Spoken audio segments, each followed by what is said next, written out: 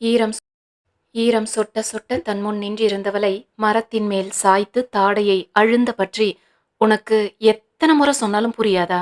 இன்னொரு முறை மாமான் நோமான்னு கூப்பிட்ட அவ்வளவுதான் என்று கோபமாக கர்ஜித்தான் வம்சி. அவனையே ஏமாற்றமும் ஏக்கமுமாக பார்த்தவள் கலங்கிய கண்களை கட்டுப்படுத்தியவாறே, "இ- ஏன் ஏன் கூப்பிடக்கூடாது?"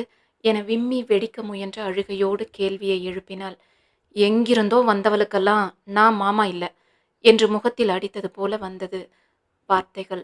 நான் எங்கிருந்தோ வந்தவ இல்ல என்று பதிலுக்கு சந்தனாவும் வீம்பாக பதிலளிக்க, என்னை பொறுத்தவரை நீ எங்கிருந்தோ வந்தவதான் என்று விட்டு நிற்காமல் திரும்பி செல்ல முயன்றவனை சந்துவின் வார்த்தைகள் தடுத்து நிறுத்தியது. ஓ, அப்போ மாமான்னு கூப்பிடக்கூடாது அப்படிதானே?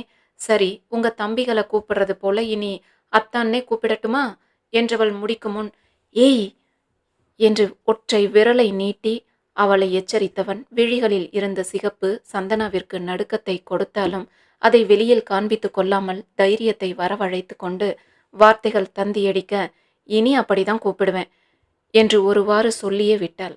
எங்க கூப்பிட்டு பாரு என்று அவனும் ஆத்திரத்தோடு பதிலளிக்கவும், அப்போ வேற எப்படிதான் கூப்பிடுறது?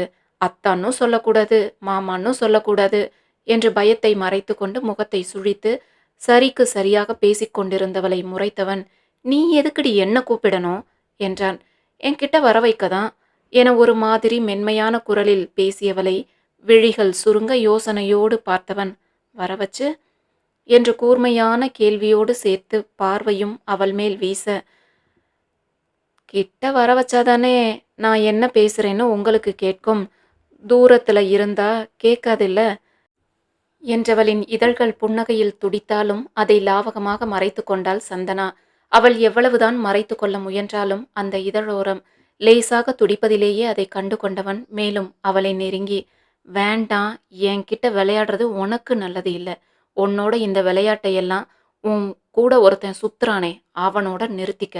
என்கிட்ட காட்ட நினைச்ச விளைவுகள் விபரீதமா இருக்கும் என்று படு சீரியஸான குரலில் பொங்கி வந்த ஆத்திரத்தை கட்டுப்படுத்த முயன்றவாறே பேசியவனின் வார்த்தைகளுக்கும் குரலுக்கும் கொஞ்சமும் சம்பந்தமே இல்லாத ரசனையான பார்வையோடு அவனை அளந்தவள், ஐ எம் வெயிட்டிங் என்றாள் கண் சிமிட்டியபடி. வம்சி கோவமா இருக்கான்னு தெரிஞ்சும் ஏன் இந்த சந்தனா அவனை சீண்டிக்கிட்டே இருக்கா? இவங்க ரெண்டு பேருக்குள்ள அப்படி என்னதான் இருக்கு? சுவாரஸ்யமான காட்சிகள் நிறைந்த கவிச்சந்திராவின் உள்ளம் ஒன்றே என் உயிரே கதையை கேட்டு உங்களது மேலான கருத்துக்களை எங்களுக்கு தெரியப்படுத்துங்கள். இந்த நாள் இனிய நாளாக அமையட்டும்.